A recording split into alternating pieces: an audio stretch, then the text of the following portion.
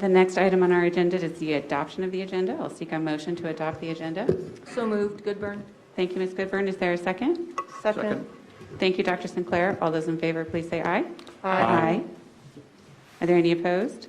Hearing none, it passes unanimously, and we move on to our discussion items. Our first discussion item for this evening is the 2.01 reopening plan update, and I will turn that over to you, Dr. Fulton.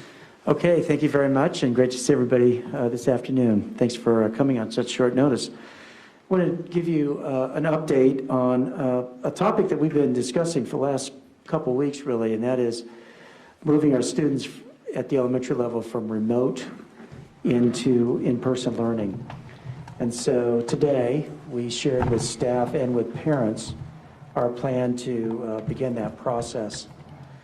The district has plans to phase in our elementary students' grades pre-K through 6 into full on-site learning. The district's going to has been following the JCDHE gating criteria. As you know, we started off the year more restrictive. They do allow for in-person learning, and that is our goal, is to get to in-person learning. And so we're going to go ahead and update our gating criteria accordingly so that everyone recognizes that's our goal and that's their destination we're heading toward.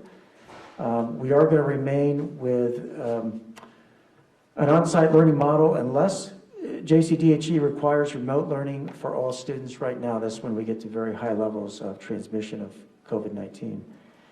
And then due to the change in the gating criteria the districts is following, we're going to have parents, we're going to want to make sure and give them an opportunity to select the learning model for their students for the remainder of the school year that they feel best works for them. If they want to stay remote only, they can stay there. If they would like to move to in-class, they can.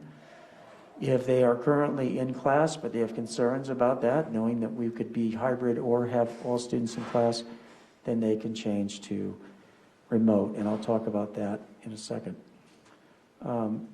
Parents have received their letter from the parents have received a letter from the school district. They're just getting that, and that's going to include the opportunity for them to make that change. And so we are giving them until Sunday, September 13th.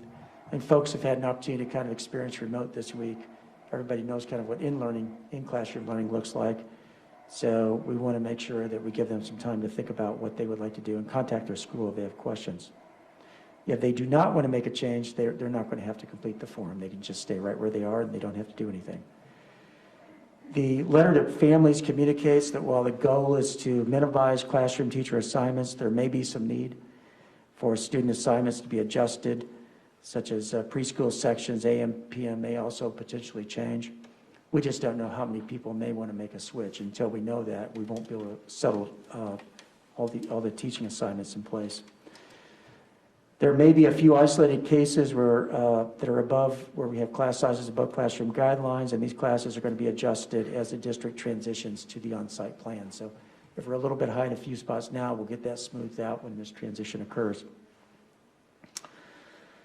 The elementary reopening plans will be adjusted to make sure that we're aligning with a 3 to 6 foot distance. You know, JCDHE has some really good guidelines that they suggest that we follow when we're doing in-classroom instruction, and part of that is maintaining that 3 to 6 foot distance in terms of typical student interaction.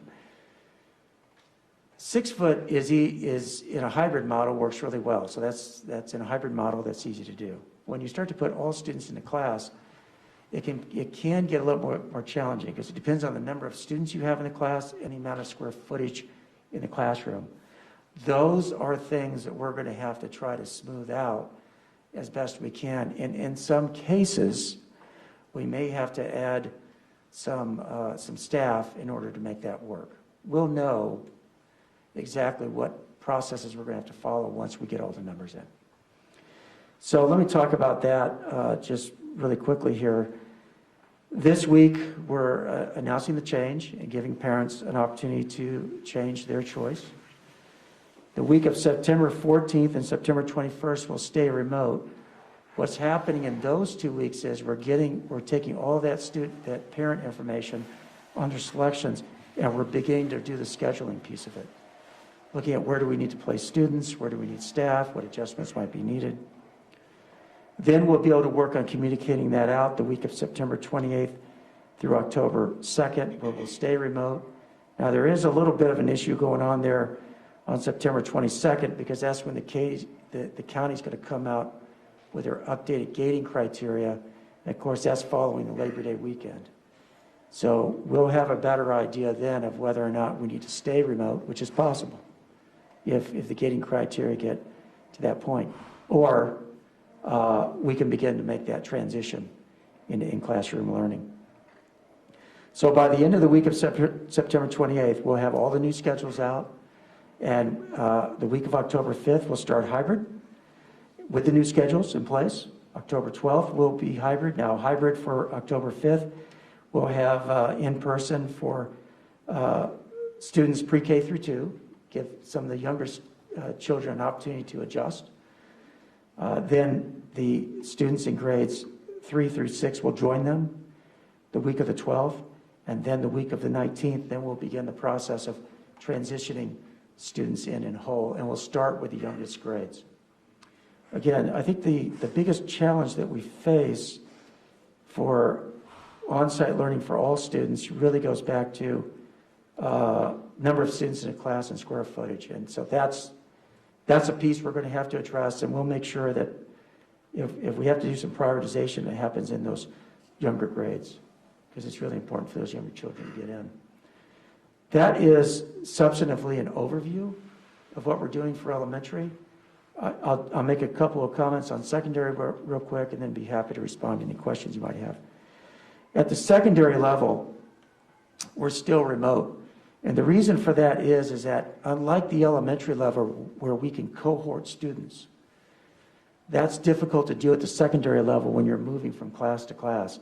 And as we know, because of the specialized nature of subjects, you need classrooms that can accommodate the learning that you're doing. Science classrooms is one example. And so it's difficult to cohort, for lots of reasons, it's difficult to cohort secondary students. And that's a bit of the glitch in trying to get to on-site learning for secondary students when you have higher rates of transmission.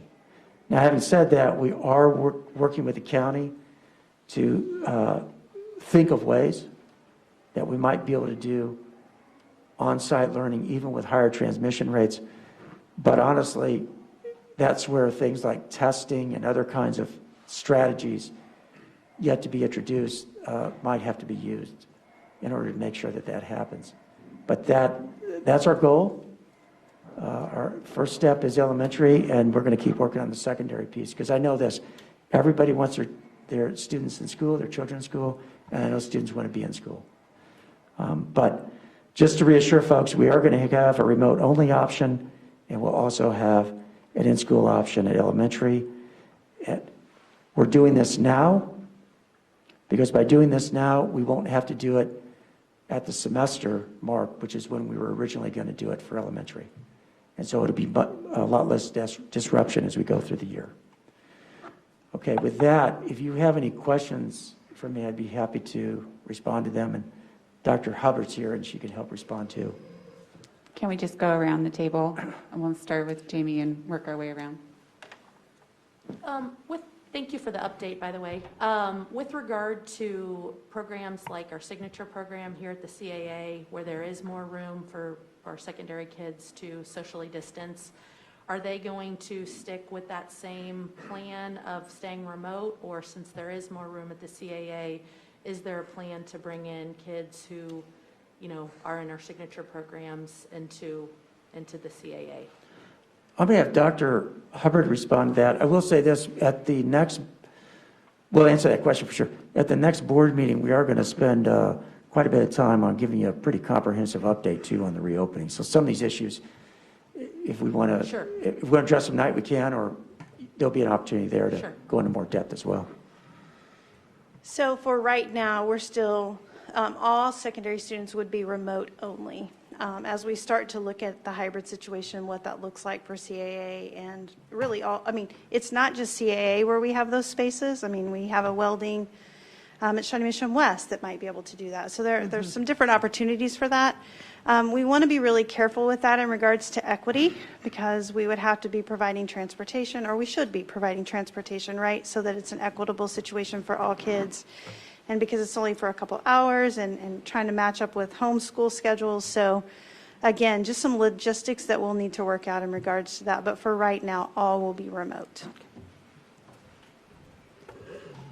I just had a question about asking parents to commit by September 13th for the whole year. And it feels like, I mean, the school year just started, and by the 13th, I don't know that parents are going to even have a good idea about how well their kids are handling online and whether they could do it for a full year.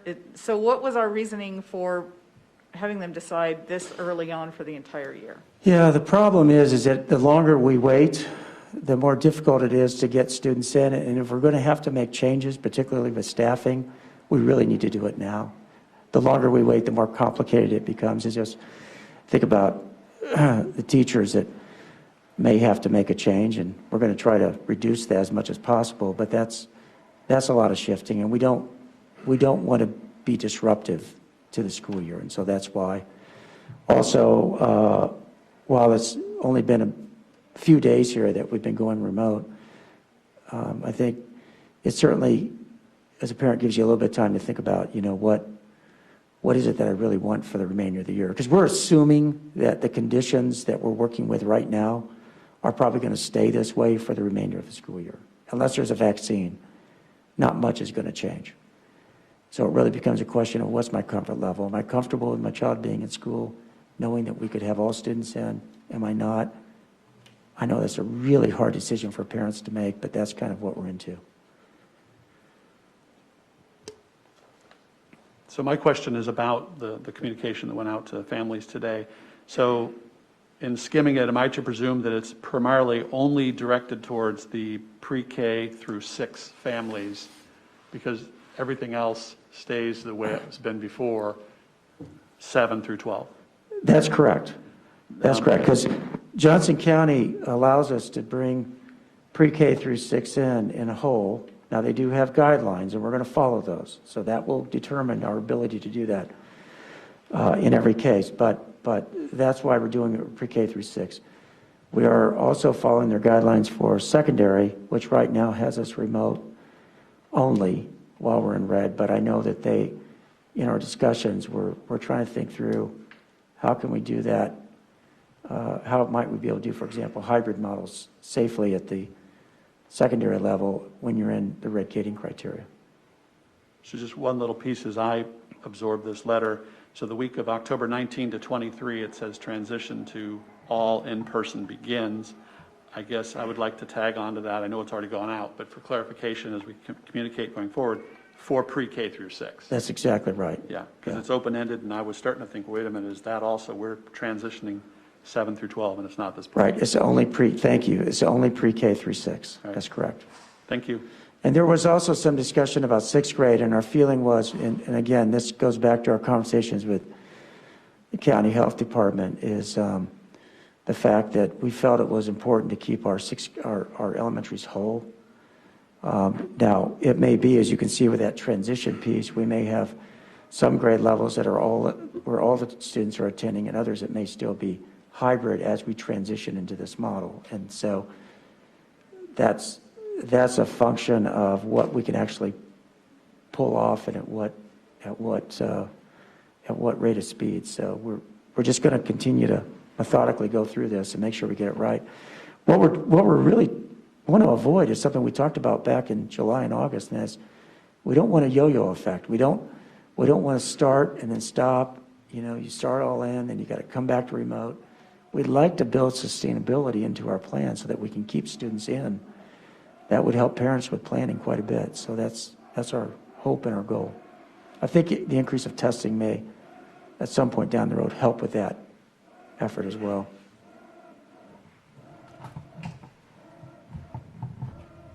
Okay, sorry. So I would like to direct my question towards your opening explanation of the letter that went out to parents, our elementary parents.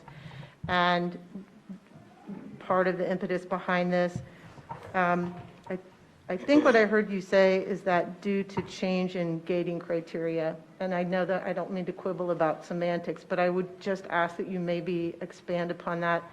My understanding is that we didn't change, gating criteria didn't change per se, but we chose to start within that circle more conservatively in order to not only get kids in school, but keep kids in school, Yeah, keep we- our staff healthy.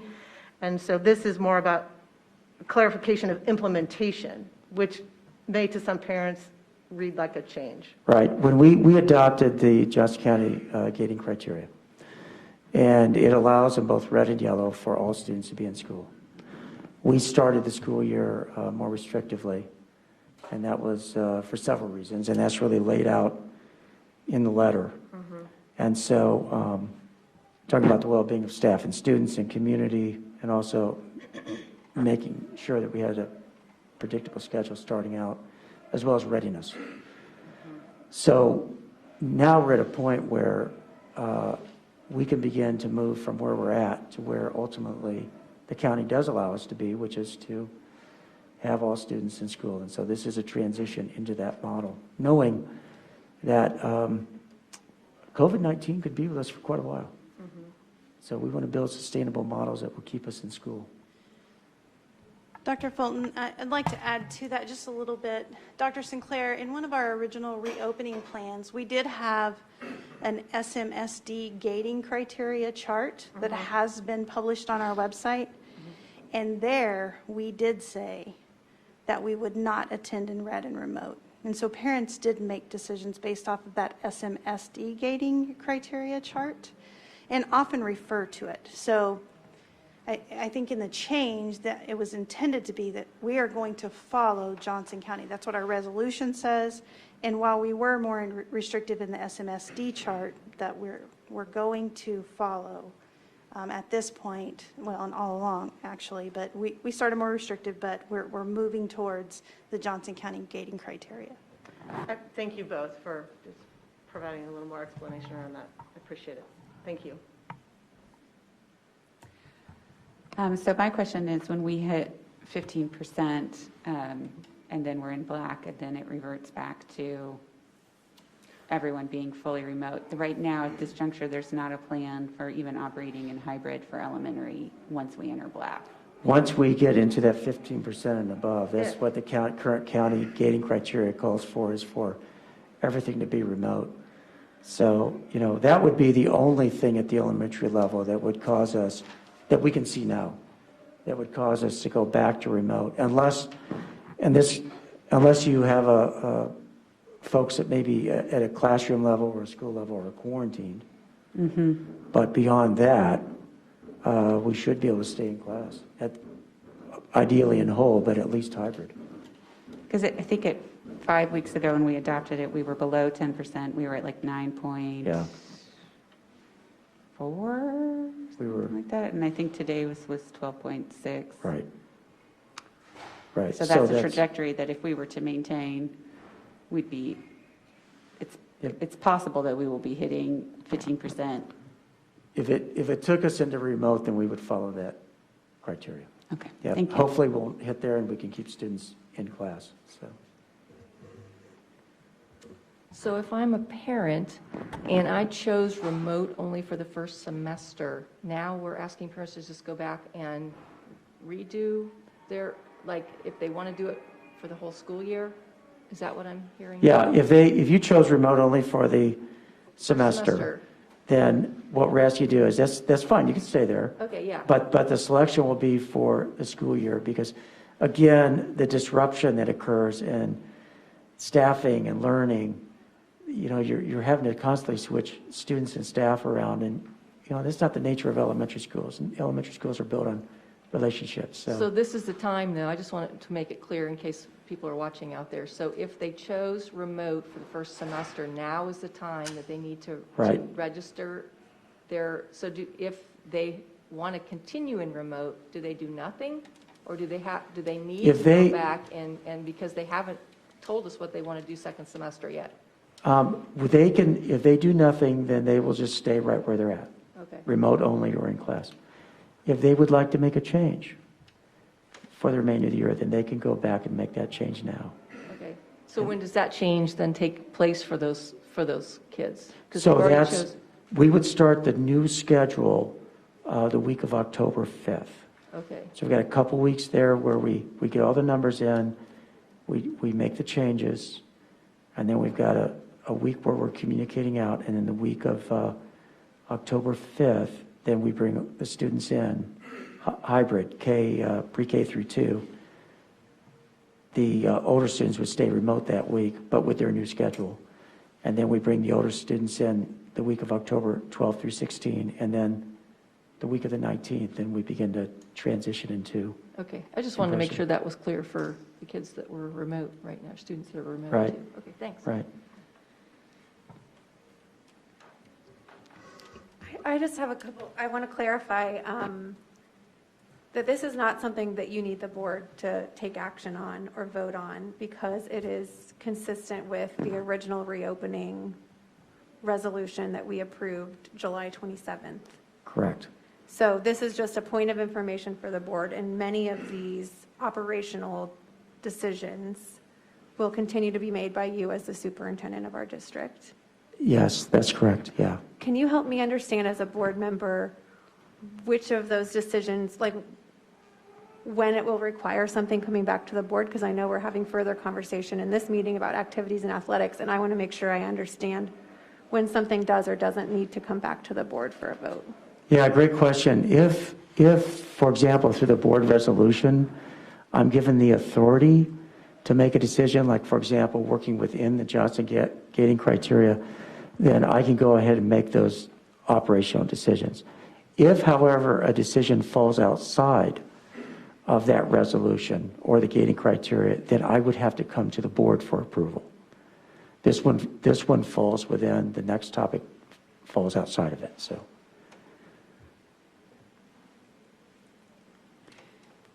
Should we go around again, or is everyone good with this update? I can go around again? Okay, I'll just keep it going. Ms. Berkman? Oh, you're good. Oh, I thought you were saying yes. I have more questions. Reverend Guy? I just have more clarification, sorry.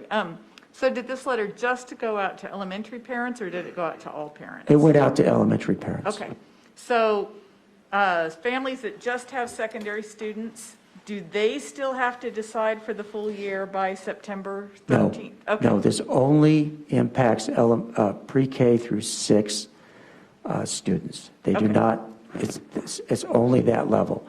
Again, because at the secondary level, under the current gating criteria, we are required to be remote for now.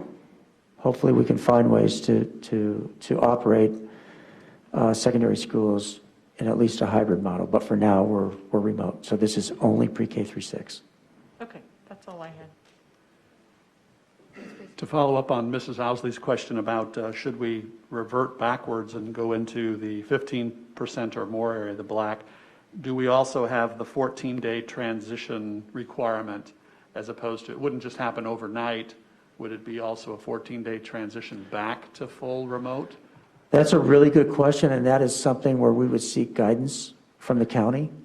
They certainly have the responsibility for public health, and if we were to get guidance that we needed to immediately go into remote, then we would do that, but that would only if we had to, because that makes it really hard for families to plan. Now, this first one coming up on the 22nd, since everybody's remote right now anyway, it might be frustrating, but at least you're already doing that, so you have plans. But yeah, we'll ask for guidance from the county on that. Thank you. Dr. Sinclair? I was just going to, well, no, I don't have a question. I was going to make a comment. Okay. I'm probably not alone in expressing my appreciation for our elementary administrators and teachers, doing their best to keep up with implementation of our guidelines and providing adequate and equitable educational opportunities for all their kiddos. So I just wanted to acknowledge that. I want to thank you for doing that. we're in quite a age of change, aren't we? And it's, flexibility is really key to success going forward for all of us. But kudos to our staff who have started off the year remote, and I'm really impressed with what I'm seeing. And I know that this is can be somewhat disruptive. Having taught elementary myself, I understand. And so it's a big deal to be doing this right now, but I appreciate all their work, and not only getting the year off to a good start, but as we move through this transition, hopefully by doing this now, it'll give us stability for the remainder of the year and help us to have a really good rest of the 2021 school year. I know you've had a lot of conversations with JCDHE and Dr. Ariola, and one of the things that broke last week was the availability of some saliva testing, and that they were gearing up to order more of that, and that they are working on a plan with the 6 Johnson County school districts to utilize, I don't know if you can call it rapid when it's still a 2-day test, but at least the 2-day is much more rapid than the current 7 to 10 days waiting for results. Have you found out any more information as to how they're going to implement that with regards to testing for the schools, and how that's going to be available for us? Or is it coming and we just don't have the details yet? Yes, I do not have the details yet. I know that they are still working on securing the volume of tests that would be necessary to do a robust testing program. And so I anticipate, as they get more information, both from the county and the state level, that I have no doubt they'll be putting a plan together that will involve the school districts and trying to get to more testing. It really is very key, because if we know what the rates of transmission are across our school district, even as a sampling, it really gives us a much better idea of what we need to be doing to make sure that our students and our staff are safe, and to get practices that align with what's possible given the rate of transmission. And that's one reason right now we're just approaching this from an abundance of caution. Thank you. Ms. Goodburn, you good? I'm just interested how we communicate. I feel like one of the most important things for families is not only, I know it's impossible to know what can happen, so having some level of flexibility is really important, particularly if you've chosen to be in person for your kids. But I've gotten a lot of questions from families saying, what is the district looking at to help guide these decisions? Which numbers is it? And I think for a long time it really was the numbers, but getting a plan like this sort of sets out a different course where it's more on operational ability to deliver safe in-person education. So I think I'm just pushing us to make sure that we're as clear with families as we can possibly be about not necessarily what's going to happen next, but what we're looking at to help inform the decisions that we're making on the operational side. Because, early on the message was very much what happens in our community will dictate what can happen in our schools. And now I think this is a little bit different, where we have just a defined time frame, which I appreciate. I feel very strongly that we need to get our elementary kids in particular into schools as much as possible, as quickly as possible, which the health department has said is not only fine but encouraged. So I'm glad we're moving in that direction, but I think helping communicate to families how we're making our decisions and what we're looking to guide them would be really, really helpful. That may be something, as we do updates for you as a board, we can talk about that in a little bit more in depth, so it's not a mystery to people. Yep. That'd be great. You good, guys? Okay, great. Well, there. Sorry, I have one more question. Did I hear you right that September 22nd, the county is releasing new gating criteria? Well, they're releasing where we are. Okay. Sorry, it's not new gating criteria, I apologize. They're giving us an update on where we are in the gating criteria. Thank you. So the label of sort of which zone we're in between red, yellow, and Correct. green will happen roughly every month? Is that how often will the county be making those updates? Typically monthly, they'll give us updates. Yes, yeah. So thank you for that clarification. Got it. Not new gating criteria, just where are we in the gating criteria? Okay, so we're moving on to item 2.2, activities and athletics. And I will again just shoot it straight over to you, Dr. Fulton. Okay. I'd like to start with an update. Let's see if you can turn that back on.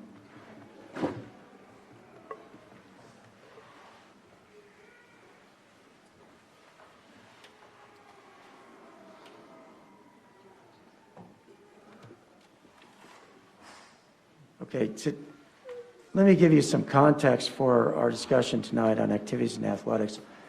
As you know, Johnson County Department of Health has given us specific guidance for basically running school.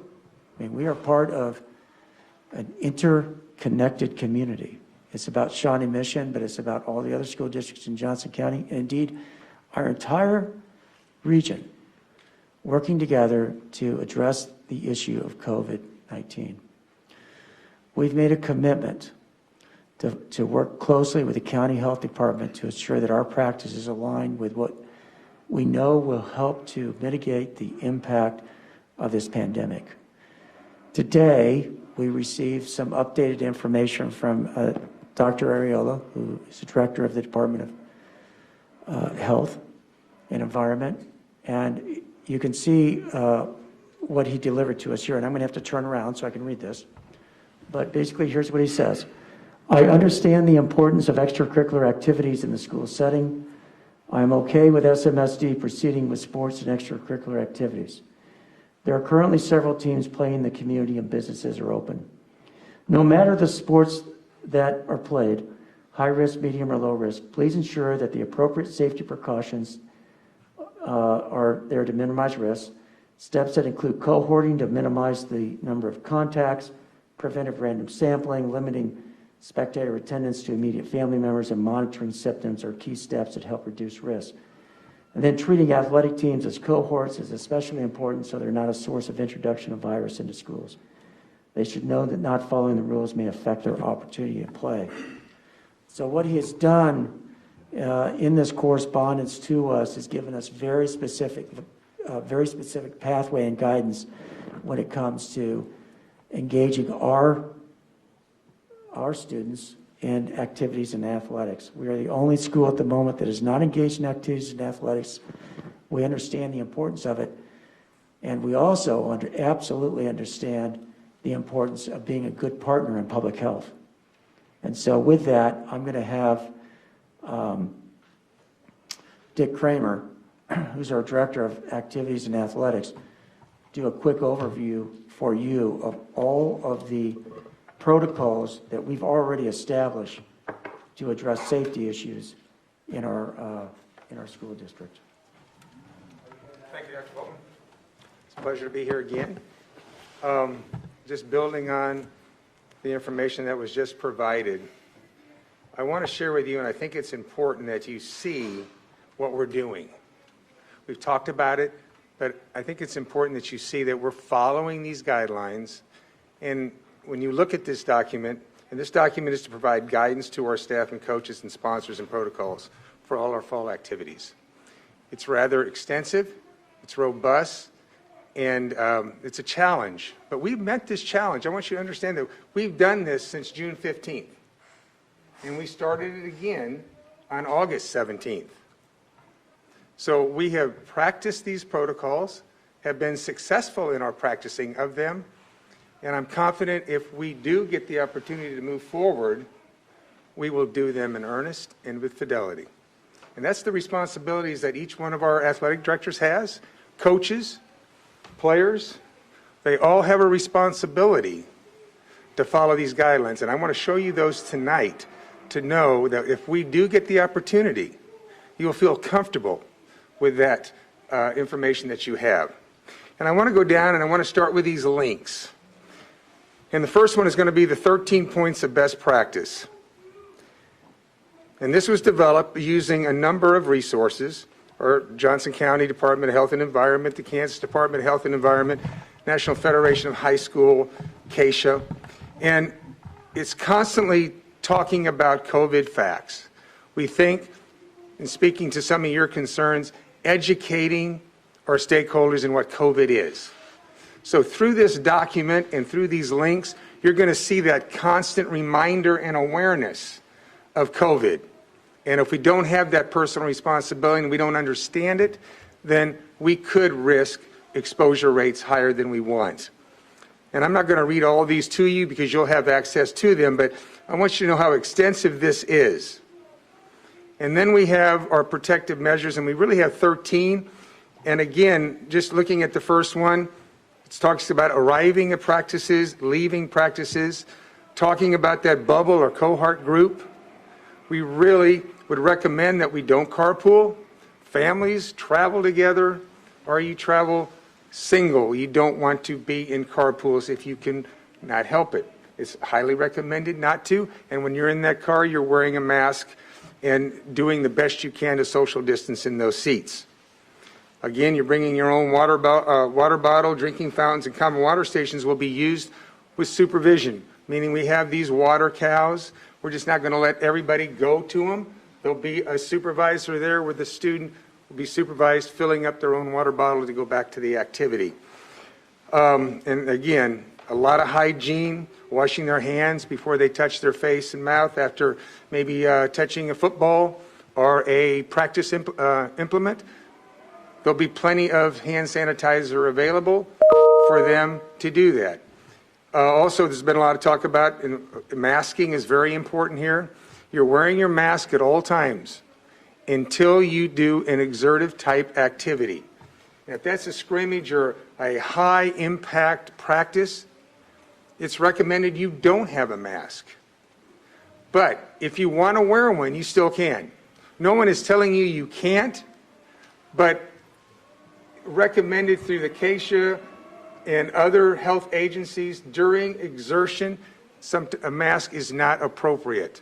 But again, that child, that parent, always has the right to wear that mask during competition. So, but it's not mandated, and it's not recommended in these protocols. It's doable. We ask our athletes and coaches to keep every kid and keep those athletes in bubbles. Football, whether it's offense, defense, D-backs, offensive linemen, try to keep those cohorts as small as you can. So if there is an exposure rate, not everyone is affected. And we plan to do that, and we hope to do that in every one of our sports so that we can mitigate the spread and the exposure. So that is the 13 pieces there that I think are important. The other piece is the activity-specific considerations that CASHA provides us. And this is done for each fall activity. And I want to show you this because it's important to know that if you have a child that's in these activities, I want you to know that these will be the mitigation protocols we use during those activities. And this has been approved through CASHA, the National Federation of High Schools. For instance, here's girls' golf considerations. It goes down, and you can assure that we will be doing these in our competitions and in our practices. And it goes down, it spells things out very clear. And again, this is a document you'll be able to go through at your own speed. Here's tennis considerations. Again, we'll be doing all of these in our competition and at practices. Just a reminder, our coaches, ADs, have been working with this document really since June in anticipation of that August 17th date. And in August 17th, again, we were putting these into practice. So it's something that's not relatively new. We have actually done this, and that's important. You go down, and it's very thorough, and you can see it's very detailed. And that is done for each fall sport. Again, there's cross country. I know that we spent a lot of time talking about those high-risk sports. And there is a football one here that's extremely robust, and if we follow it, it should give us every opportunity to stay safe in our activity. There's gymnastics. It's a 36-page document that for each activity here, going over all these pieces. And so what I'm trying to tell you is that we have looked at the detail, we've been in the weeds, and it's important to know that we are looking out for the safety of every student, athlete, activity, coaches, and families. The next one is the return and general considerations, and this is kind of the document that is used to build all these things that we have in our our document, and it goes over the universal guidelines for personal hygiene. If you look in there, there's a lot of those things that are currently in our document now. Same thing with the education and communication, screening and exposure protocol, illness protocol, and activity considerations such as practice and team activities. So again, a number of documents using a number of sources to develop these guidelines. The return to participation guideline, I'm going to have Shelby speak to this, is the return of a student who should test positive. How do they re-engage in their activity? And I'll have Shelby just share a few things. So again, just to speak to the safety of our athletes, Keisha has created return to participation guidelines. So if you've ever had an athlete sustain a concussion, this would be similar to those return to play steps that the athletes must pass before they can be cleared to return to their sport. So Keisha has done an amazing job at creating a document, and Dick asked me to review it to overlay it with the Johnson County guidelines, and really it matches up very nicely. Our nurses are going to have no problem working with our athletic trainers and coaches and athletes and their families with this document because it is so similar to what we do for concussion protocol. There are a few differences, but I think very, very minor. For instance, for that would be that Keisha wants the athletes to be 72 hours fever-free. Johnson County Health Department requires 24 hours fever-free. So we'll work through those things with our KU folks who advise us. But again, a great document, and it really attests to Keisha looking out for the safety of our athletes.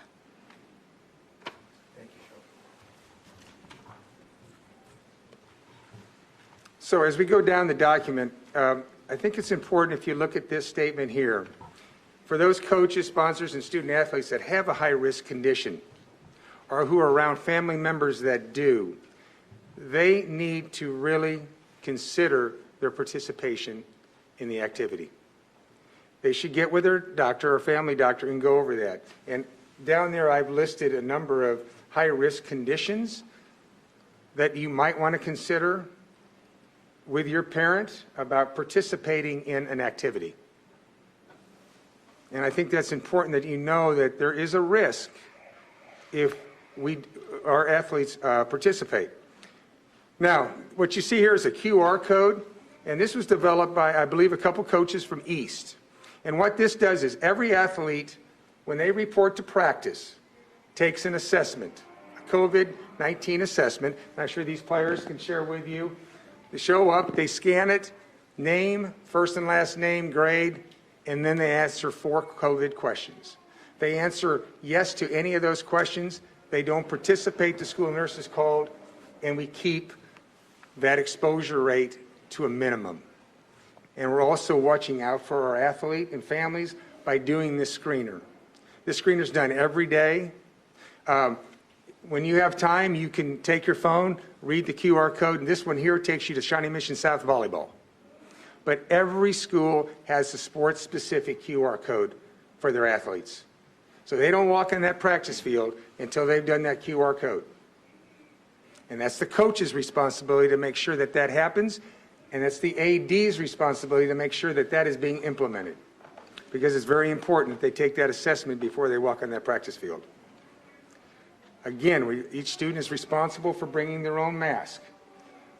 We have purchased masks. They're with the athletic trainer, so if a student should show up without one or need one, athletic trainers will have them to hand out to those students that need them at no cost. We always want to practice social distancing whenever we can. Again, you all bring your own water bottle, clearly marked. We don't want to share those. Locker room considerations, something of great importance. If you use the locker rooms, and I imagine specifically football here in this example, everybody can't go in there. We have to go in waves. We either go in by class, we can go in by year in school, seniors first, juniors, and so on. All those lockers have to be social distance. And then it's the responsibility of us to make sure that that is followed. Most sports can come already dressed in our current situation. Football is probably the one that needs that locker room for the pads and things like that. It will be disinfected daily. Every athletic director purchased 2 misters for their facilities, indoor and out, so that will be taken care of after each practice, and in some cases, in between activities.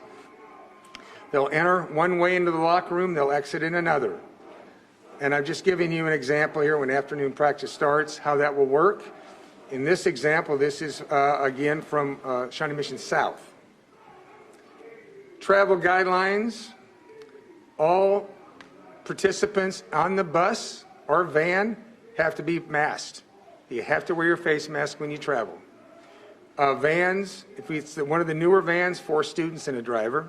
An older van is 5 students and a driver because that's a more bench style.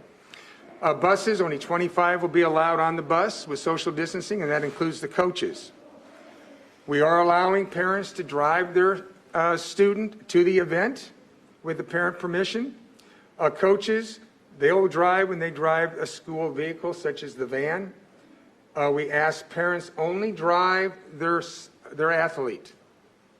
And if you do want to drive others, then you have to go through the MVP and MVR check. And know, again, that we're kind of stepping out the bubble when you will go in carpool. We can play any team in the state of Kansas in the metro area, but we are not allowed to spend the night. So that really limits us going somewhere, but someone from any part of the state could come to us. Garden City, Dodge City, Manhattan, Lawrence. For us, I would imagine the farthest we could go is Wichita and be back that night because we're not allowing overnights. Other safety considerations, and that's the 13 steps that I showed you earlier on that link, and I'll just go down here. Continued expectations. Students and adults are expected to monitor their own health and should not participate in the activity or on school property if they tested positive, if the student has been exposed. Again, trying to educate. We put a lot of the symptoms down for you to know. We're not allowing any high fives and fist bumps. And when you get to those activities, such as tennis, golf, no more handshaking at the end of the round. It's maybe a nod. Rackets may touch in tennis. It may be football players lining up across the field from each other and recognizing each other. But we're trying to do away with that. Again, some of our athletes and some of our students travel and take trips. Again, if it's one of those in the department, I've linked it, but I'm not going to go there. But if it's registered, you have to do a 14-day quarantine. So parents, where you go on your trips and where you go could affect when they come back in playing time. They may have to quarantine. Again, we want students to exit and enter in designated doors that will be provided through the AD and coach. And we're asking that the students do not gather around the facility or parking lot before or after practice, which usually isn't an issue when we're all in school, but since we're remote here for a little bit, they could be showing up early and talking in the parking lot, and we don't want to do that. That's that self-responsibility. If we want to continue to have our activity, then we have to follow those guidelines. It's imperative we do that. Again, once the workouts end at the end of practice, we're asking those athletes, go home, get in your car, stay in your bubble, stay in your cohort group. We're asking when parents drop their student off, please stay in the car, drop off, exit around. And we're asking that they don't stay for practice. I apologize. I appreciate, I'm sorry to interrupt, this is kind of very unusual and I don't mean to surprise, but as we're working to conduct, we have these remote shades going up and down because that is the sustainable practice. And we have students very concerned about what's happening in here, yelling very loudly, which is not a safe practice, very close together. Is there an opportunity at this juncture for our AD to go ask them to wait patiently, to have faith, and to separate and not continue the risk of spreading the virus as we're trying to, I'm sorry, it's just I think if someone could, they did not hear your opening remarks. No, and it's that the Johnson County epidemiologist announced that he was okay with Shawnee Mission playing. And the coach is now explaining how it's going to be safe. And if I can't hear the coach say how it's going to Dr. be Athan. safe, it's going to be Dr. hard Athan. to vote to implement what the county epidemiologist said.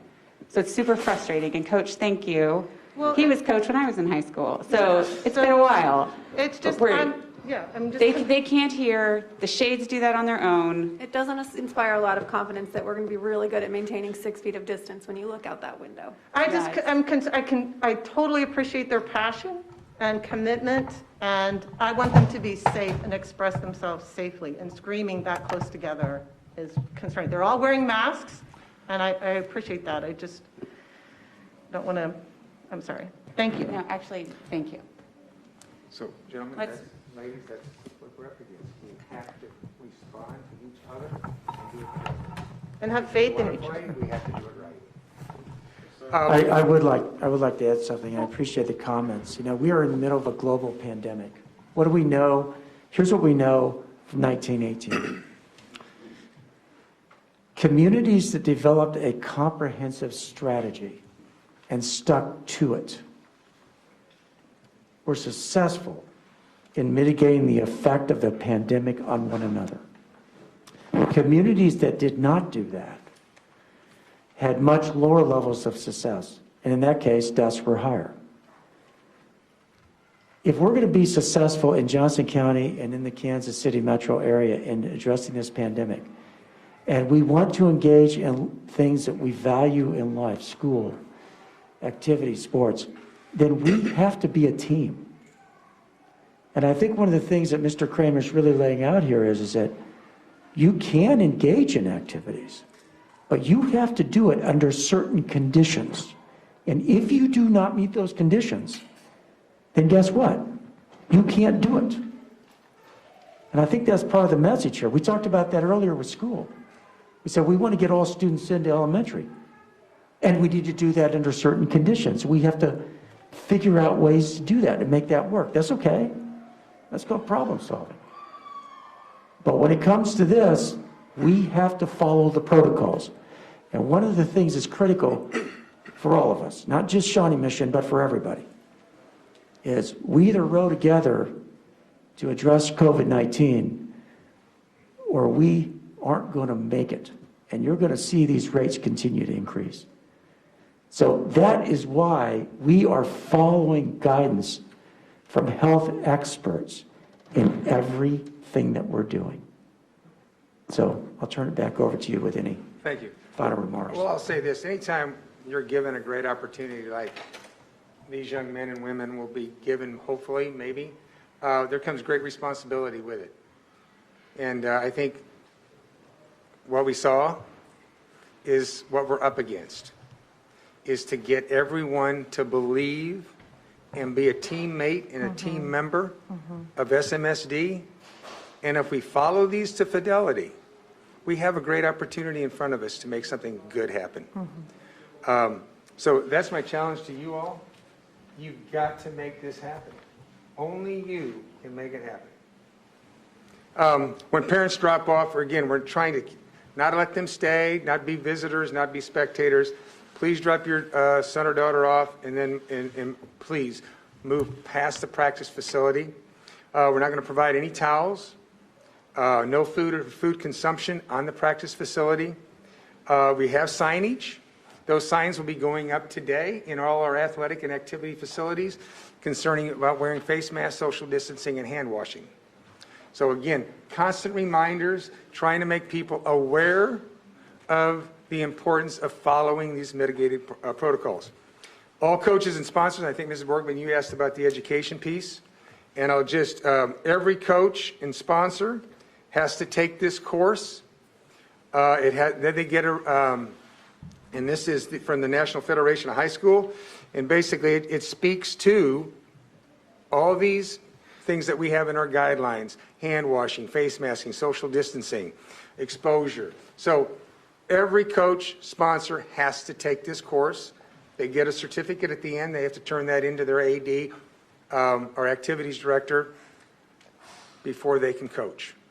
So another piece to try to secure and let you know that we're trying to do everything in our power to provide a safe environment for our families and athletes. And then At the very end of the day, we want our coaches to be absolutely the last ones to leave the school and practice area to make sure it's been cleaned properly, all our athletes are safe, they've departed, and we do it all over again the next day. So that gives you an idea of what we're doing and what we've been doing in our activities since June 15th and then again on August 17th. So that is what we are doing and practicing. So thank you. And with that, I don't know, do we want to have just a couple of brief comments about Bill? music? Yeah, Bill, you want to come up? Because that is one of the high-risk areas, so. Good afternoon again, everybody. Bill Thomas. We don't remember each other. Of course, we can't see each other, so it's hard to tell without just seeing the eyes. I would tell you that our staff has been amazing and working very diligently to make sure that we can provide music education and performing arts for our students. Some of the things, we are totally following all the activities guidelines from KSHA, from NFHS. There are a few things that are a little different because of just the area that we're in, but all the mitigation strategies that Dick was just talking about, we're a part of all of that. And our staff knows that. A few of us had band camps a few weeks ago, and the QR codes, that's all part of it. Everybody providing their own masks and water and all those things. We follow that to a T, just like the athletes do, because at that point in time, we're athletes too. Some of the things that we've talked about over the past couple of months, and some few things that we haven't, but the orchestras and theater programs may rehearse an unaltered schedule. So during the school day, they can meet during class, they do their thing.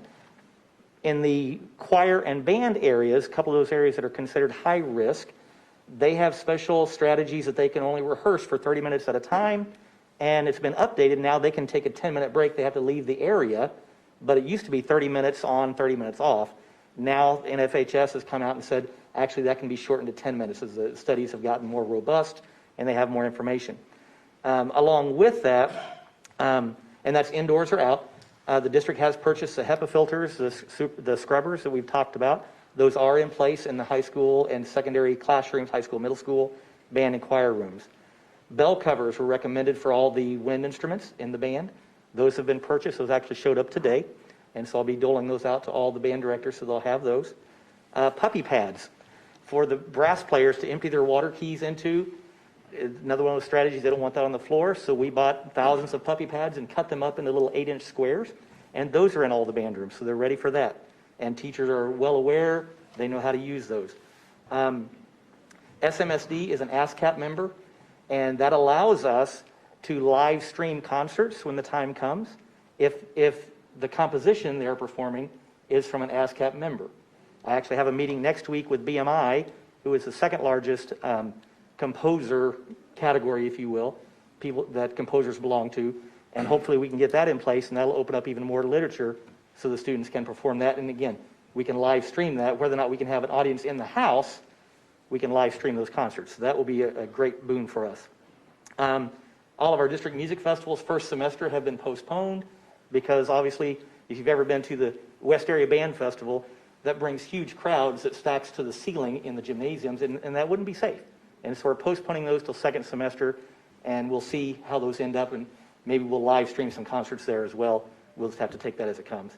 Just got word last night that the district, East Central Kansas, KMAA district, those concerts are being turned off this year. We're not going to have those concerts, but the students can still audition for the district band, choir, and orchestra. And that will put them in readiness that they can still audition for the all-state groups in February without a problem. So they're still going to have those opportunities. It's just going to look different. But things are moving along nicely with the strategies we already have in place. And again, we follow the activities guidelines because we're a part of that KSHA entity as well. That's great, thank you. I think that's it for the presentation. I have a few closing remarks, and then if you have any questions. Just as an overview from Dr. Ariola's guidance, again, he shared with us today that we can proceed with sports and extracurricular activities, that they are going to be adjusting the gating criteria, but those are not yet adjusted, which means I do not have authority to implement. this guidance until they're part of the gating criteria. And this applies for all sports, high, medium, and low risk. We need to have insurance that we have appropriate safety precautions to minimize risk, which you've seen an overview of some of those. We need to have steps that include things like cohorting to minimize the number of contacts, preventative random sampling of tests. As a test become available, we're going to be a partner in that testing program. That's going to be key to both our academic success, and by that I mean getting students in school and keeping them in school. I think it's going to help with that, but it'll also help with extracurricular programs as well. And so those are all really important considerations as we think about next steps. A couple of other things, again, as a reminder, that he recommends that we should be limiting spectator attendance to only immediate family members, and then monitoring symptoms if students or staff demonstrate those. You know, that's one of the disturbing things you hear sometimes, is that people aren't reporting symptoms. I will tell you, we're going to be very strict about this. If somebody's symptomatic, then we need to get them tested. And if we need to quarantine, we'll do that in ways that adhere with the health guidance, period. The guidance is the guidance, and we're going to follow it. And that's something that we've emphasized with our coaches, is this is not a matter of, for any of us, choosing to follow some of the guidance but not all of it. We follow it, period. So that's going to be important for all of us as we go through the 2021 school year. And then those are the main reminders here of just things to consider from Dr. Ariola's perspective. And I thank him for being a great partner with us in trying to identify solutions to what are some really challenging problems that we're trying to solve. I'm going to seek a motion from Mary, and we'll get a second, and then we can have some discussion before we vote. So I'll go ahead and seek one from you, Mary, at this point. In recognition of updated guidance from Dr. Ariola, the Director of the Johnson County Department of Health and Environment, provided to Dr. Fulton just earlier today, which states that Dr. Ariola is okay with Shawnee Mission proceeding with sports and extracurricular activities, that JCDHE will be adjusting the gating criteria soon, and that appropriate safety precautions to minimize risks should be taken for all sports, and in recognition of the numerous academic, physical, and social benefits of participation in extracurricular athletics and activities by our students, I move that the board authorize Dr. Fulton to immediately resume extracurricular athletics and activities in a manner that is consistent with the rules, protocols, and guidelines issued by the JCDHE, the Kansas Department of Health and Environment, the Kansas State High School Associations, Activities Association, the Sunflower League, and school administration designed to address, designated to address COVID-19. Is there a second? Borgman, second. Thank you, Ms. Borkman. I'm going to go ahead and open it up for discussion really quick. If anybody wants to make some comments, we can work our way around the table.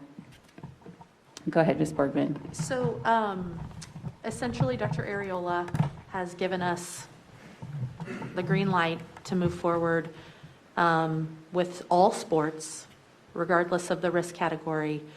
That gating criteria is going to be adjusted. Do we know when JCDHE will have the adjusted gating criteria? Is it a matter of days? Is it a matter of weeks? Is it? I'm not sure. Okay. I imagine there's some process steps they have to go through, but they'll keep us updated on progress that they're making on updating the gating criteria, but I don't have a date when that would be available. Okay, so this resolution is in essence the bridge that would, should we approve it, would allow us to go ahead with it until we see something from JCDHE that says, that has it in writing, correct?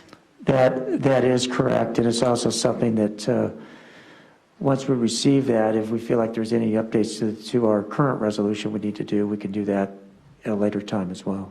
Okay. But bridge is a good word to use. Okay. Just one question at a time, and then go. Yeah, that'd be great.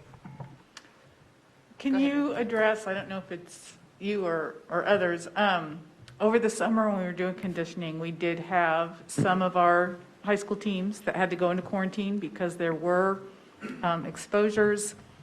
Can you address what's different now from over the summer that we think that won't happen again? We absolutely can. Mr. Kramer can come up because we because of contact tracing, we understand the story behind that. He'll explain it.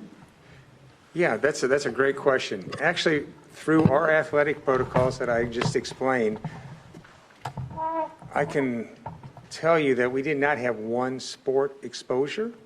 Those exposures came from outside the environment that we created. And that's always going to be the worry, is when they're with us and we control the environment, is when they leave. And again, it's the responsibility of those participants and families to follow those guidelines when they're not with us. So, and I think Shelby, I don't know if you got anything to add to that, but our exposures have come from outside our environment.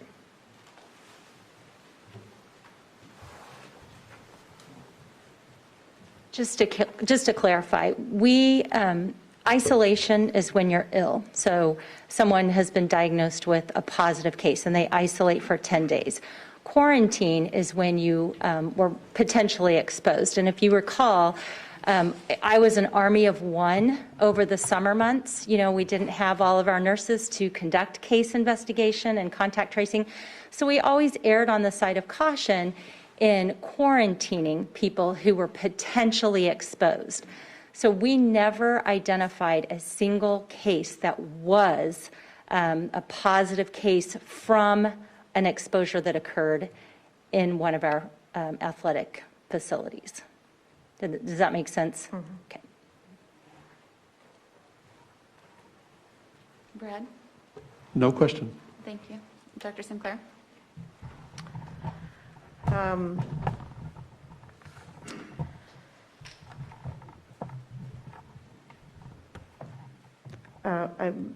I have a comment, so I'm going to pass for time, for sake of, see if there's any other questions, and then I might have a comment to make. Second pass. Okay. I guess I don't actually have a question either. I also have a comment, but my child participated in conditioning this summer, and I felt like the athletic department at North handled it very well. I felt like it was orderly and organized and regimented. I appreciate Dr. Ariola's information and guidance today and the ongoing relationship that you've worked with the other superintendents and especially with the health department. I think the saliva testing last week was a game changer. I'm looking forward to seeing how that rolls out. But for us, we said we would follow the guidance of the epidemiologist, and the epidemiologist at issue is saying he is okay with proceeding with sports and extracurricular activities. I will say I have some concerns that people will socially distance. So that is on my mind. Are there rules and policies in place to where if you're not maintaining risk mitigation strategies that you can then not participate in sports? Will we place an obligation on our students to participate in risk mitigation? I know Dr. Ariola's statement said there should be consequences if you are not following risk mitigation protocol. And so if you fail to follow risk mitigation, does that mean that you are not allowed to participate? Because I don't know that people will follow risk mitigation unless they are required to. I have Mr. Kramer address that. I think that goes back to the protocols that are developed, the training that occurs with coaches, and the expectations that we set for all participants. Right. It comes down to us being responsible, and it's educating our coaches that when those things happen, we're not perfect. I will tell you that we're not perfect. our guidelines, and we're going to be like great teachers. We're going to monitor and adjust and make those changes as needed. We're going to find out what's weak, what needs to be shored up, and then it's our responsibility to make sure that happens. And it would probably start from the least evasive, that it might be a warning. It was constantly working and building that relationship with the players that they have on the team. As far as punitive, we haven't got there, and I hope we wouldn't have to get there. And I would say to the players today, again, it's that self-responsibility, and your coach demanding you exceed the expectation. You don't live the expectation, you exceed the expectation. And that's what I'm telling our ADs and our coaches. It's not about the expectation. It's exceeding it and going above and beyond for the safety of our kids. So we would start at the lowest level and work our way up. And I'd like to think that we could make those corrections and make them quickly. So I'm thinking in my mind, we have restrictions with regards to drug use or other sorts of activity that you are then not permitted to participate in sports. And drug use only impacts the student, his or herself, whereas failure to follow risk mitigation would then place the entire team and whoever else you're playing at risk. I think that that is fairly significant. So it's interesting. I don't know that I would see keeping someone from playing sports if they're using illegal substances as punitive. I would see that just as a consequence of failure to behave responsibly. I guess I have significant concerns based off of evidence presented this evening that we are going to have mitigation with fidelity. So. Well, and that's something that we can continue to talk about and Absolutely. take whatever steps are necessary to address that. You know, on this pandemic, we all hope that it ends quickly, that a vaccine is right around the corner. But if it's not, and this goes on for a considerable length of time, we have to develop a whole new set of behaviors in order to successfully navigate this as a community. And we are responsible for ourselves, but we're also responsible for one another. And so those are the sorts of things that we can talk about as we evaluate, as Mr. Kramer was saying, you know, what's working, what isn't, and what adjustments do we need to make accordingly. We meet weekly as a group. The ADs, we meet weekly, sometimes bi-weekly. And those will all be discussion items. That's something I can take away from this meeting tonight, is that we do have to have something in place for that when it happens. And that could either be through the coaches' team rules or through the expectation of the AD that this is what will happen, to try to reduce and eliminate those violations. There may be a policy piece involved with that as well we can explore. There could be, and we won't hesitate to address that if we feel like that's necessary. Thank you. Ms. Goodburn? Yes, so crowds at the games. You mentioned that maybe we would limit the parents, maybe just the immediate family, to actually enter the game. I'm worried about scenes like outside here, happening outside the gates of the school, a Friday night football game, and a bunch of middle schoolers and high schoolers decide that they're just going to start hanging out in the parking lot and watch the game over the fence. So do we have a strategy in place with our security or whatever to not have that happen? I don't want to have crowds at these games like we saw right outside our window. I would totally agree, and there will be supervision at all our games. All administrators will be on deck and on duty.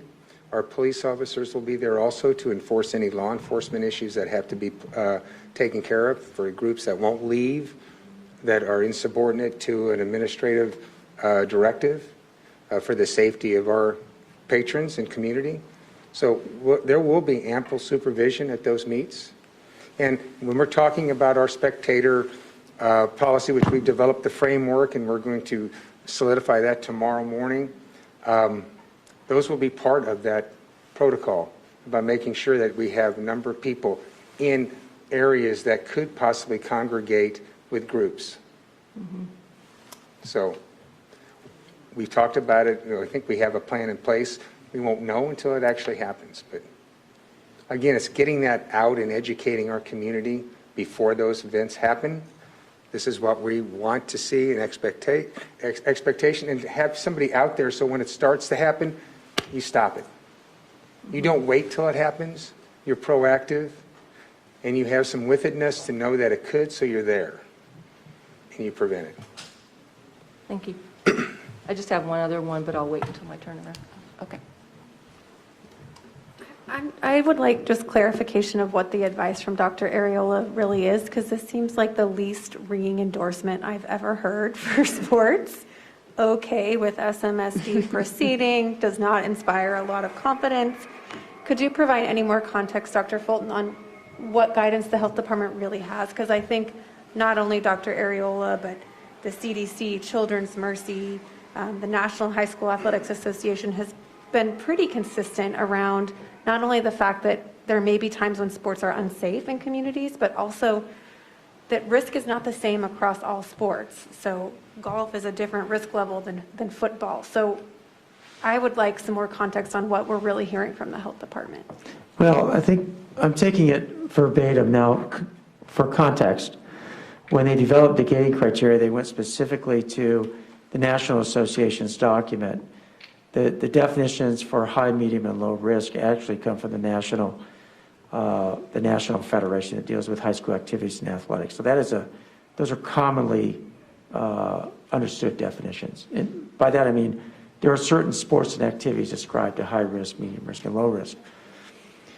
When they put their gating document together, what they did is they said, okay, under certain when we're at certain levels of transmission, if we're in the yellow zone or the red zone, here's what is or is not allowed.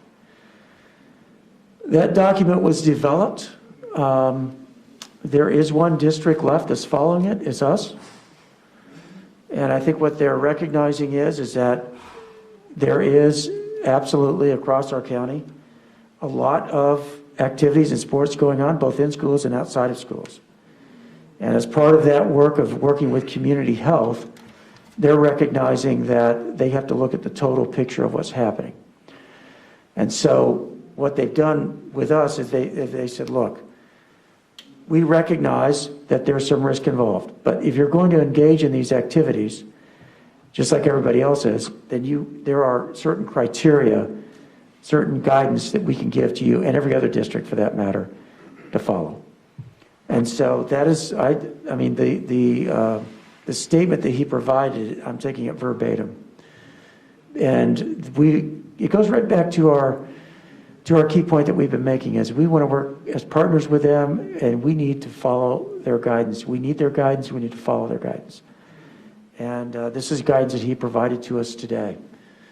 So we're thankful for that. Now if the guidance would have come out differently, then we would have followed that guidance.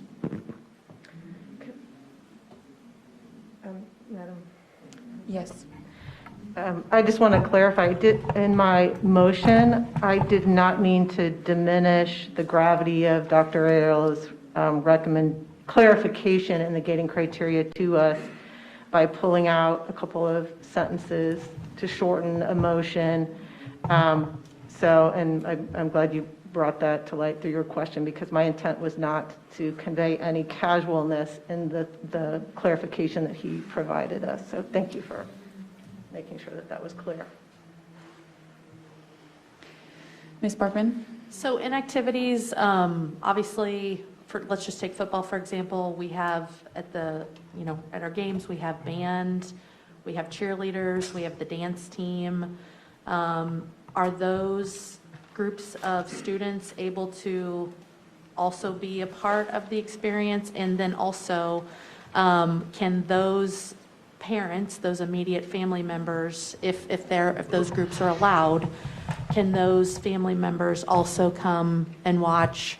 And then also, I mean, I know there's other groups like the Spirit Club. Are those kids allowed, students allowed? I mean, where do we draw the line? Where do we draw the line with immediate family members?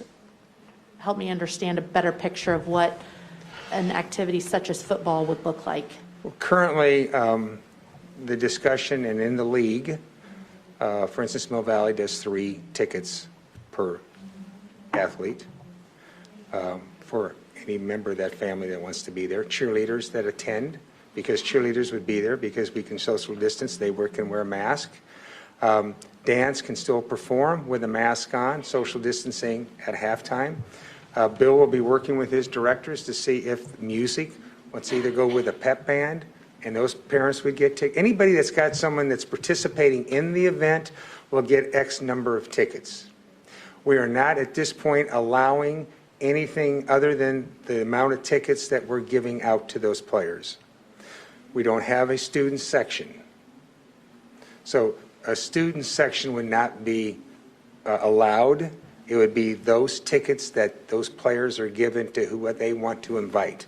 Coaches, players, cheerleaders, band.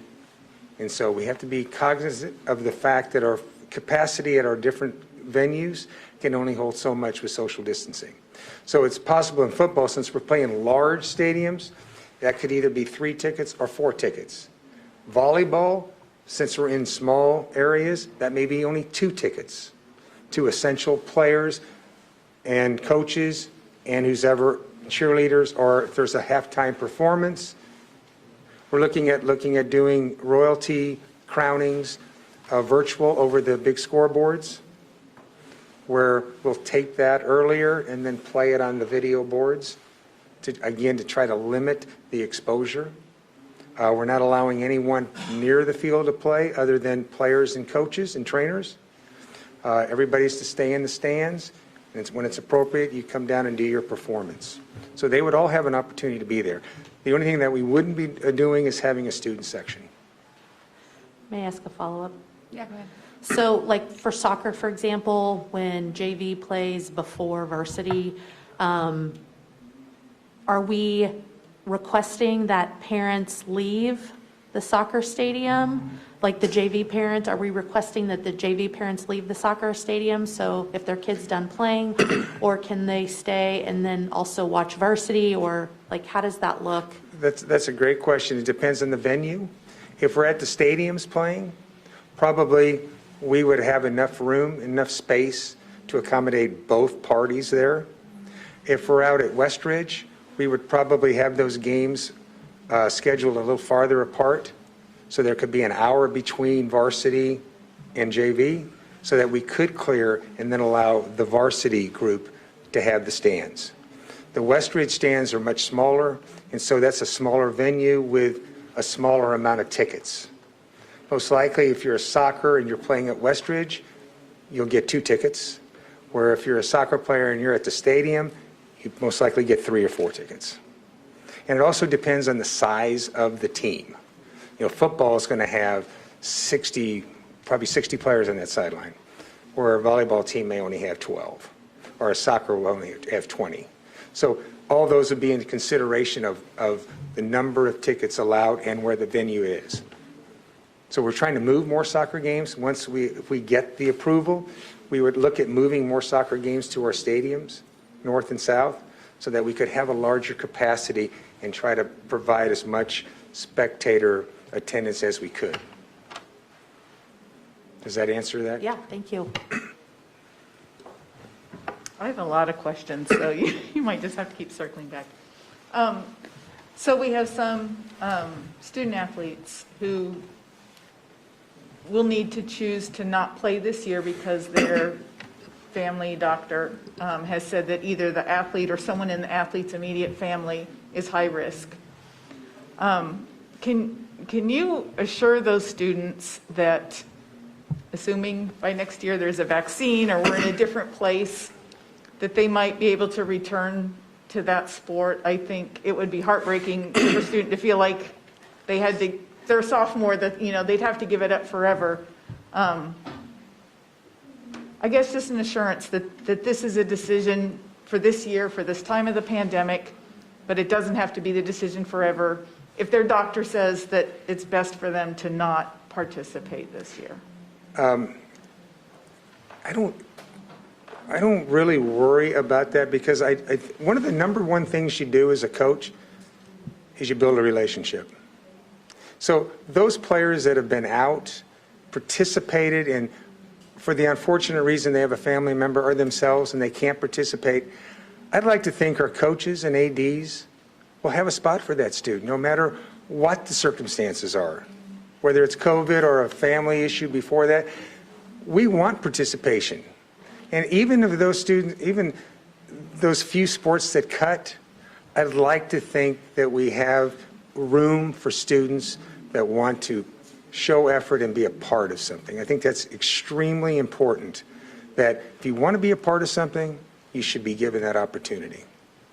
So we try not to cut a lot, and there are some sports that have to, but I'd like to think that our coaches and ADs would respond to those students that have that need, that there's always going to be a place for them with their school. You know, I can't guarantee that, but gosh, I'd like to think just like we do in the classroom, you build that relationship, you bring them in and they're part of you and they're part of your group and they're part of, and we use family all the time. And you know, that's what we want to see happen. Mr. Button, you're good? Ms. Sinclair? Okay. I'm good for now. Ms. Goodburn? So waivers, I've read quite a few emails over the last few weeks, and some parents have mentioned waivers, that they'd be happy to sign one. Do we have a waiver for sports that had anything to do with COVID? We don't. Parents understood the risks, and the student understood the risks, and they're wanting to take the risk anyway. Well, every student knows that there's a warning of risk when they sign up to play an activity. That's built in, that risk. We do not, at this point, I don't want to speak out of turn, but we do not have a COVID waiver that I know of that all our athletes sign before they participate. They know that there's a risk involved in each one of their activities. So we do not have a specific COVID waiver at this point. Okay, thanks.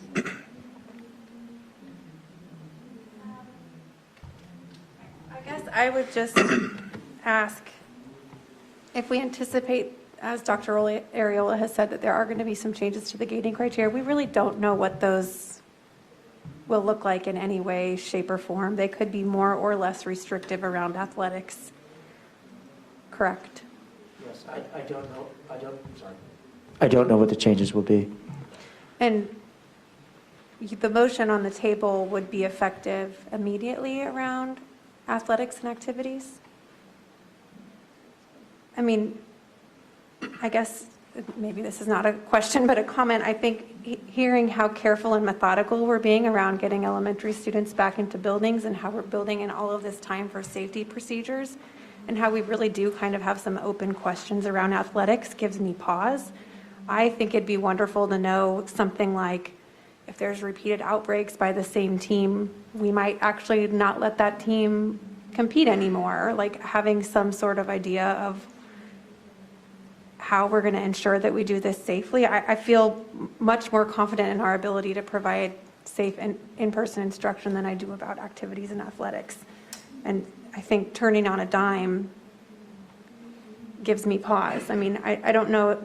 It's probably an operational question, I guess, for you, Dr. Fulton, is how confident do you feel that we can safely offer athletics and activities as of tomorrow? Well, I know that there's been, as Mr. Kramer went through, and they can come, maybe both he and Shelby can come up if they want. There have been a lot of safety protocols already put into place. So that I feel good about, and we've been doing that in cooperation with KU Med. So if you guys want to talk about some of those safety protocols, because that's an important question. You know, what are we ready to do right now? What training have people had? What are we prepared to do? I think it's a great question. I feel good about answering it because we've done it. It's not like we start this brand new tomorrow or the next day. We started this in June. We had a lot of practice with it. And then we did it again on August 17th. So I feel really confident. We've got it down. We know what we need to do. It comes down to that responsibility that we have to follow these guidelines. There's no compromising. You follow these protocols to fidelity. And I think we've done that in June, in July, and then we did it again for 5 days in August. So I feel confident that we've done it enough and we've practiced it enough and our coaches know it. I think our athletes have been through it. They know it. I can never guarantee, but I feel really comfortable that we've practiced all these So it's not just our first time doing this. We've had plenty of opportunity to practice it, correct it, add to it, and make it stronger. And it's just as strong as it's going to be right now. And it'll only get stronger because we will continue to monitor and adjust as we move forward. So, Shelby, you want to add anything? Well, I would just add, as Mr. Kramer went through this information tonight, I mean, it took me back to April when we were creating all of these documents, and it took me back to this summer and driving home and driving by some of the practice fields and watching these coaches and athletes actually implement to the exact specifications of what we said. I mean, that was very comforting.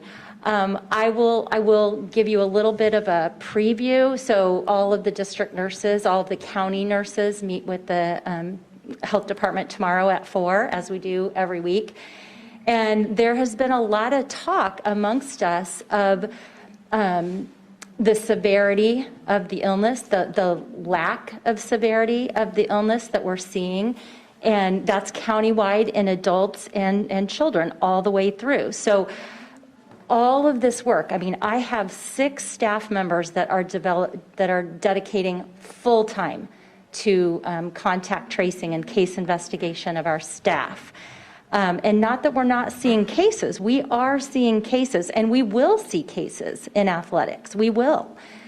The thing is if they can stick to the protocols with fidelity, we're not going to see a ton of cases, hopefully. Just like I said this summer, we didn't see a ton. So if the athletes and the coaches can do that, and the severity of the illness does not increase from what we're seeing right now, I think all of the nurses are telling the county health department, we want some changes because this is so much work for very little return. Now, I also, the other side of that coin is that I am a person in our district who does get notified when we have kids on ventilators and when we have deaths in our hospitals. I do know of those things. Not the general public may not know of that, and it does weigh on me. But there's this reality of what we're living in. Every other district is doing this, and so it's hard. I don't envy your guys' position at all. I guess I'd ask, because it feels like a similar operational question, how are we so prepared to flip this switch on the athletic side and so ill-prepared to get elementary students into school? Because that's where my heart is breaking, is the fact that we're going to have students competing before we have kindergartners in buildings, and we're a school district.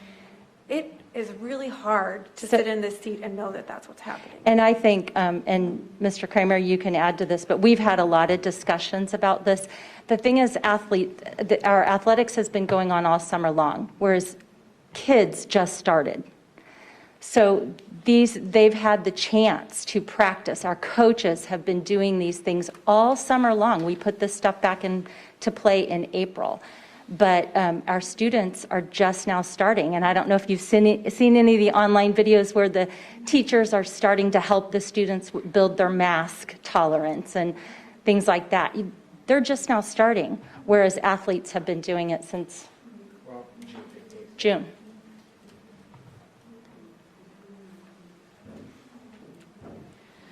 Anything further? Yeah. Okay. All right. Ms. Bergman? And Ms. Embry, I hear you, and I appreciate you sharing that. One thing I wrote down was from the summer, there were no sports exposures due to COVID. It was all outside exposures, so that did make me feel better for what it's worth. Just wanted to reiterate what I heard. So my question, is this for just fall sports, or is this for winter? Like, what does it look like moving forward with regarding activities? I guess I shouldn't just limit it to sports. I should say activities. I apologize. I think this guidance applies from this point forward, unless and until we were to receive new guidance. Okay, great. So basketball, wrestling, it's all...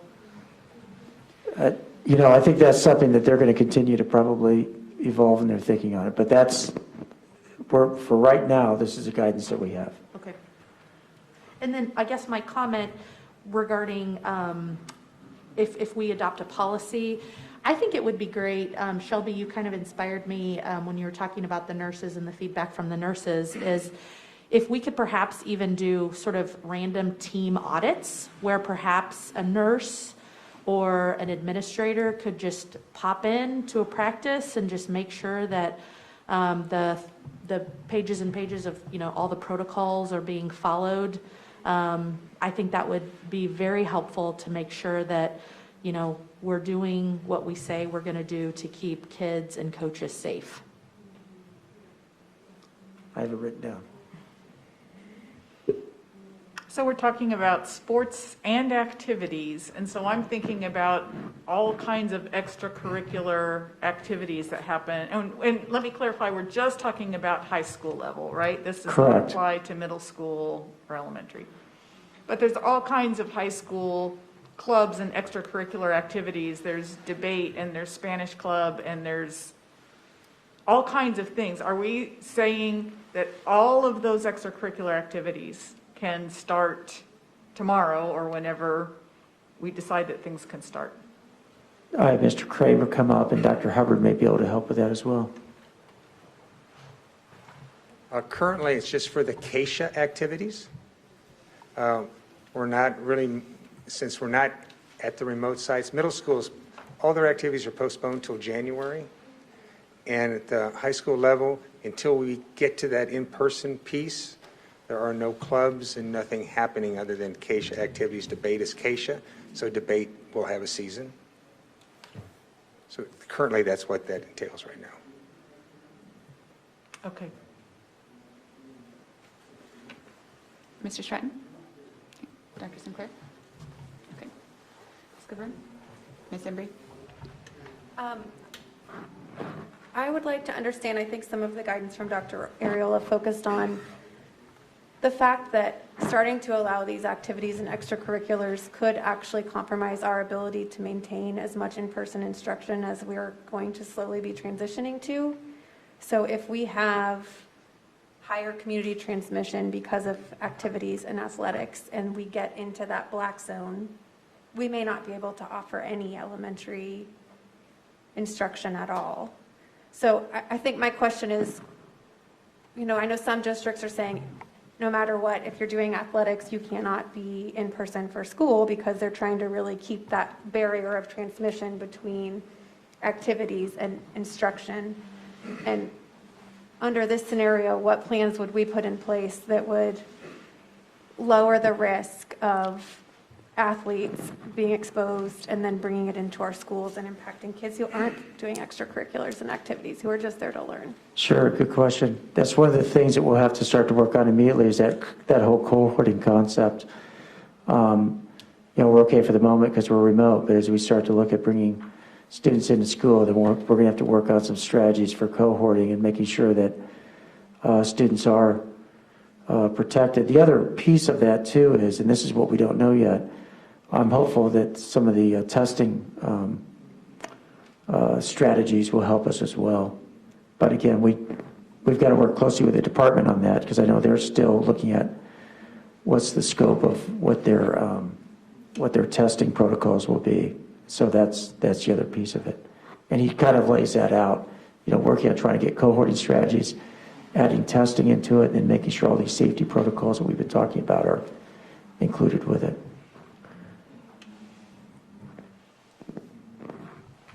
Ms. Borgman?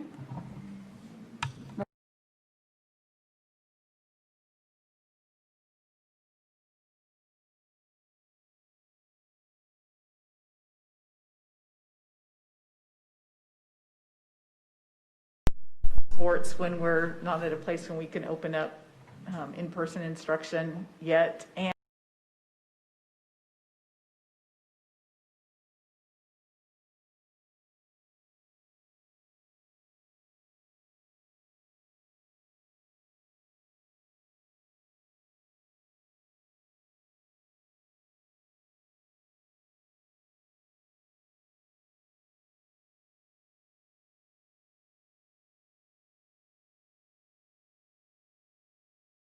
decisions. They're not they're not clear cut. There's no one right answer, and so I appreciate this conversation. And we're wrestling, every school board in the country is wrestling with these decisions. Thank you. I think we're at the comment phase. Did you want to say a comment or no? Mary? Yeah, Mary? I want to address my comment, if that's okay, to some of our students here in the room, and I assume maybe that you all are captains or leaders, and that's why you were selected to be in here. And so I applaud you for that recognition by your peers to be appointed a captain, and you have stepped up into that role in a really auspicious time. And so you have, I think, an added, I have faith in your ability to take on this kind of additional role in being a leader for your team and for your peers. I think Dr. Fulton acknowledged that we're not only responsible for ourselves, but we're, in this period of COVID-19, we're responsible for one another. And as you can see, this board, we're responsible for part of the leadership of our district. And we not only have the authority within the district to make choices, but we are relying on our partners in our community. We're relying on the Department of Health to provide guidance, to help us, to give that expertise from the epidemiologists and those professionals to help us make better choices for our community. We're responsible for the business owners in this community. None of us in this room, I think, want to contribute to a situation in which we trigger an outbreak. So we have that personal responsibility to wear our masks, to social distance. And I just wanted to acknowledge, I think, my faith in you, and to be able to be the voice of students, and your capacity to really step up in this period of time, not only on the field, but off the field, so we'll all continue to do our part in helping to mitigate and allow not only you all to get back to sports and to get in school, but to stay in school and to continue a full season as we kind of progress through this year. So I thank you for your leadership. Does anyone have any final comments that they would like to add? Can I ask one more question? Sorry, I don't know. I just want to put out there the possibility, all of the JCDHE stuff does differentiate between low, medium, and high-risk sports. And I think conceiving of all of these sports as being equal risk levels for students and equal risk levels for transmission is not accurate compared to how they actually will play out. So I think it's something we should all be prepared for, that the gating criteria may come out from the health department that does make different accommodations for different sports that based on their the inherent riskiness of the sport. I don't know where that leaves us with this amendment, but I think it's certainly pretty consistent public health advice that not all sports are equally risky when it comes to COVID transmission. So I think because we adopted the JCDHE gating criteria, if they update it and we've adopted that, we would automatically be bound to the JCDHE gating criteria even if it was updated. And this is a bridge that allows Dr. Fulton to implement guidance from Dr. Ariola today, but doesn't actually alter our whereas statement. And we could potentially alter the whereas statement to re-adopt criteria and to update it even, because KSDE's criteria wasn't out when we initially voted. So that would be something to consider as well. But it's my understanding procedurally, all this does is give Dr. Fulton the authority to implement sports and activities tomorrow. But if JCDHE were to come out and say, this is the gating criteria and these high-risk activities are done and out, I think that at that point that would be controlling. And if I'm not understanding that procedurally accurately, I would like guidance to correct that. From my perspective, that would be accurate, and per this, it would be, I've heard tomorrow mentioned a couple of times, it's immediately per what we have here, but yes, I mean, this gives me specific authority until such time as the gating criteria is updated. And at that point, we probably have to have some more conversation. I have no idea what the gating criteria is, any changes would address at this point. And tomorrow, what would be starting would be practices. Yeah, So there's so many days where they have to do practices and conditioning before they can play. Right. And so is that Under- like 9 under days this- or? Well, under this, if this were approved, then practices could start immediately. There are some guidelines that different teams have, but I don't know if we want to go into it now, but basically, they can start, and then the clock starts today, and then they can make a decision, and then that would either set them up for competition or not at a certain point in time when they've met the CASHA requirements. Okay. Dr. Sinclair has one other comment. I just wanted to acknowledge the work of at the state level.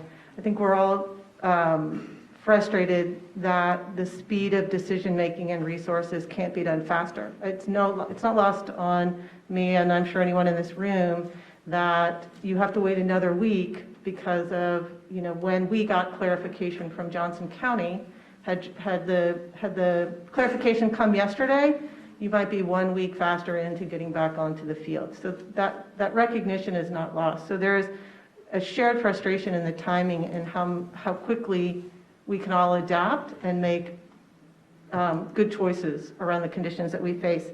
But I wanted to acknowledge the work of the state Spark committee. They forwarded a proposal that would increase to the State Finance Council. So a proposal was forwarded this morning to the State Finance Council that will meet Friday, that will to look to increase testing capacity. That is a game changer for us. If the more testing capacity we can have, the safer we can kind of move about. So I want to acknowledge the work of the state and also the county to increase testing capacity. That again is a game changer for us. So critical work. And I'm going to jump back to the elementary piece because the other part of the proposal that the Spark committee, that's that state level committee allocating our federal CARES Act dollars, also forwarded a proposal that will be considered this Friday to look at adding capacity for remote learning sites. So when our kids are, our elementary kids age, I believe it's targeting the elementary age kids for the most part, but so that proposal, I think it would be really important that our community kind of look to that announcement Friday to see what kind of increased capacity our counties will have to support that, those remote learning days. And that, again, there's a recognition of our partners in trying to move through this period of this global pandemic. Partners that are trying to that acknowledge and recognize all of the challenges in the disruption to schools. So thank you for that. Ms. Borkman? Just my comment, I guess, is I think we can do two things at one time. I think we can get elementary kids in and also give secondary kids something to, be excited about. I know that in a lot of the public comment that we had heard at the listening session, parents were very concerned about the mental health of their student. And so giving them an activity, I think, is very beneficial for a lot of kids to get them motivated to do virtual learning. And so I think we don't have to have one or the other. We don't have to have just focus on elementary or just focus on activities. I think we can do two things at once. We're smart enough, big enough. We have the staff in place. And so I hope we're not looking at this as we can only have one thing. I think we can do two things, and I think we can do them well. So I just wanted to provide that just comment. And then I just wanted to end with, I thought Dr. Kramer had the best quote of the night for our students. You don't live the expectation, you exceed the expectation. And so the expectation is, if this is approved, it's yours. I mean, it's yours to lose, essentially. And so we have to do everything we can to make sure that if this is approved, we don't lose it. So that is on you. And we're here to support you. We're here to set you up for success. But ultimately, the decision is yours. So I believe in you. I believe in each one of you. And I know how bad that you guys want this.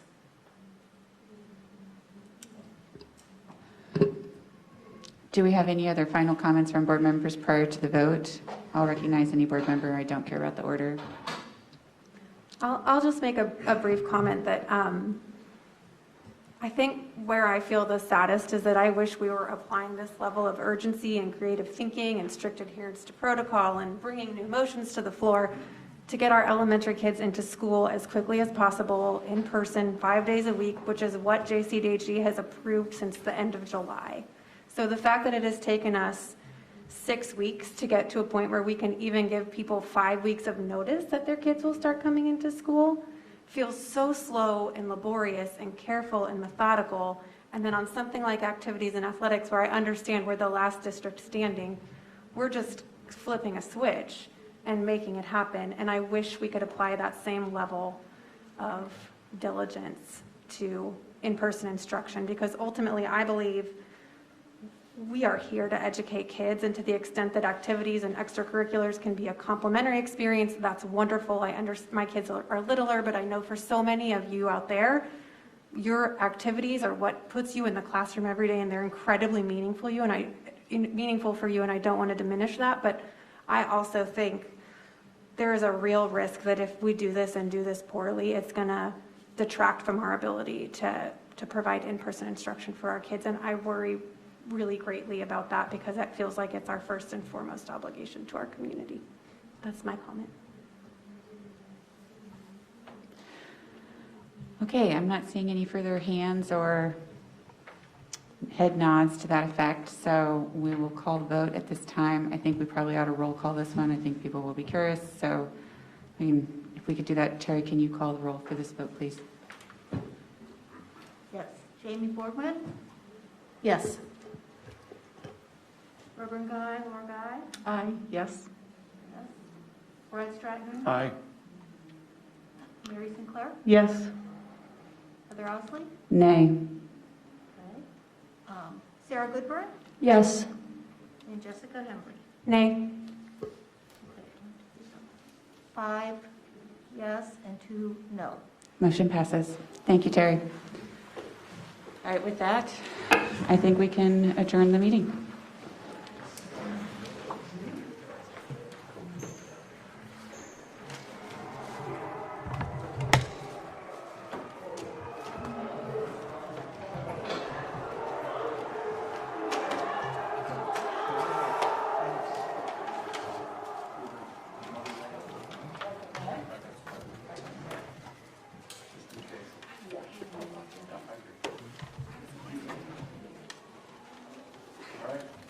Thank you all for your work on it. Thanks, Fred. Happy night. Thanks.